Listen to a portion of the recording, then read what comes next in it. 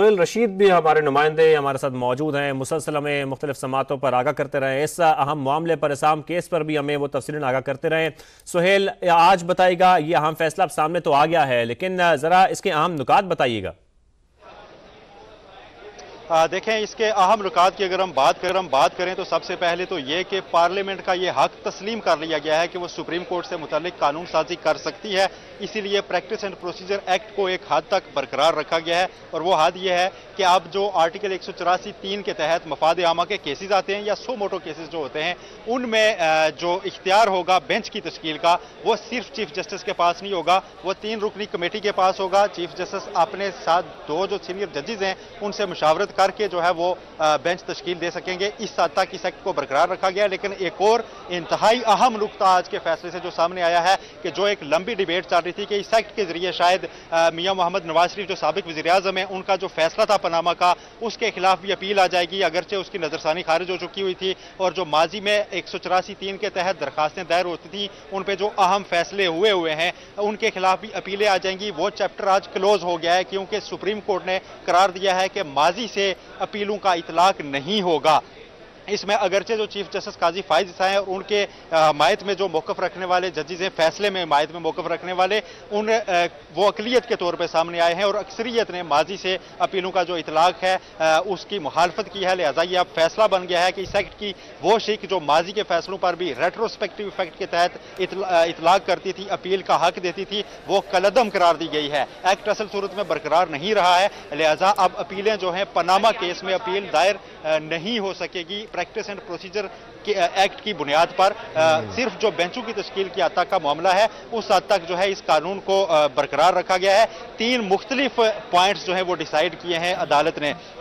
एक तो यह कि एक्ट को बरकरार रखना है या नहीं, उस पर 10-5 की डिवीजन थी बेंच के दरमियान, जिसमें 10 ने इस एक्ट को बरकरार रखा है बेंच की तश्कील के मामले तक। एक पॉइंट यह था कि अपील का माजी से इतलाक होगा या नहीं, उस पर जो है अक्सरियत ने कहा कि माजी पर इतलाक नहीं होगा। तीसरा पॉइंट यह था कि अपील का आगे भी केसेस पर हक दिया जाए या नहीं, उस हक को बरकरार रखा गया है। आगे वाले केसेस में जो 184(3) के तहत अब जो डिसाइड होंगे केसेस, उसमें अपील का हक जो है वो दिया गया है, उसको बरकरार रखा गया है। ये 3 अलग अलग पॉइंट्स थे जिनको पढ़कर चीफ जस्टिस ने ओपन कोर्ट में सुनाया है, और ये साथ करार दिया है कि फैसला चूंकि तकनीकी था, इसलिए हमें इसको थोड़ा ऑर्डर लिखते हुए आज ताखीर भी हुई, लेकिन अब इस केस का फैसला जो है वो हो चुका है। पार्लियामेंट का सुप्रीम कोर्ट से मुतल्लिक हक कानून साजी उसको तस्लीम किया गया है। आर्टिकल 191 के तहत जो रूल्स बनाने की पावर सुप्रीम कोर्ट को अगरचे दी गई थी, लेकिन उसमें जो subject to constitution and law का जिक्र था, तो उसमें जो लॉ को उसमें इनेबलिंग पावर के तौर पर लिया गया है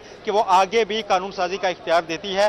पार्लियामेंट सुप्रीम कोर्ट से मुतालिक चीज़ों को रेगुलेट करने के लिए कानून साजी कर सकती है। इस हक को तस्लीम किया है 10 जजेस ने फुल कोर्ट में से, और इस एक्ट को बरकरार रखा है बेंचों की तश्कील की हद के मामले तक। एक आर्टिकल 184(3) से मुतालिक ये खास तौर पर दरखास्त एक्ट आया था और उसको चैलेंज किया गया था, जिसमें सुप्रीम कोर्ट मफाद आमा के तहत खुद केसेस सुनती थी और उसके खिलाफ जो है वो कोई अपील भी नहीं होती थी। अब मुस्तकबिल के लिए जो है इस तरह के जब केसेस होंगे, उसके खिलाफ जो है एक अपील का हक मिल सकेगा। जिस तरह के पनामा केस का फैसला आया था, न्यायालय हुई थी, उसके बाद उसके खिलाफ सिर्फ रिव्यू आया था, यानी कि नजरसानी की दरखास्त। तो चीफ जस्टिस काजी फाइज ईसा ने इस पूरी समाअत के दौरान बारहा अपने रिमार्क से ये करार दिया कि जो नजरसानी का स्कोप है वो इतना ज्यादा वसी नहीं होता कि उसमें किसी फैसले को बदला जा सके। और आज बिलखुसूस उन्होंने जुल्फकार अली भुट्टो केस का हवाला भी दिया कि उसमें जो मेन केस सुना गया, जब अपील सुनी गई सुप्रीम कोर्ट में, तो उसमें तो एक अक्सरियती फैसला आया, कुछ जजेस ने इख्तलाफ किया, लेकिन जब उसके खिलाफ रिव्यू आया तो जिन्होंने उस फैसले से इख्तलाफ किया था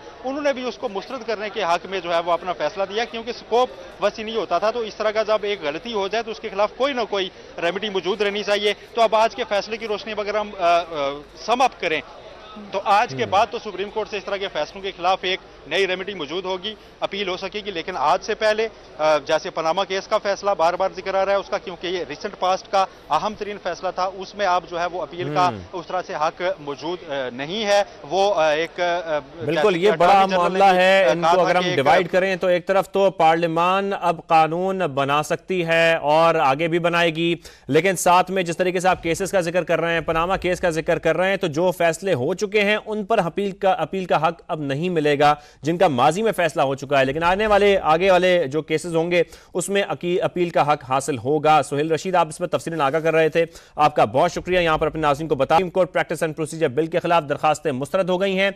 चीफ जस्टिस ने 10-5 से यह फैसला सुना दिया है। Supreme court practice and procedure act बरकरार रहेगा। साथ में चीफ जस्टिस ने यह रिमार्क्स भी दिए कि अपील का इतलाक माजी से नहीं होगा। तो जिस तरीके से हमारे जो माहिर कानून थे वो भी हमारे साथ मौजूद थे और वो भी ये गुफ्तगू कर रहे थे कि इतनी ट्रांसपेरेंट जो समातें हुई हैं, ये भी एक मिसाल कायम की गई है। पूरी कौम ने ये तमाम समातें सुनी, ये फैसला भी सुना और साथ में फेयर ट्रायल सबका बुनियादी हक है, ऐसा भी कहा गया माहिर कानून की जानिब से।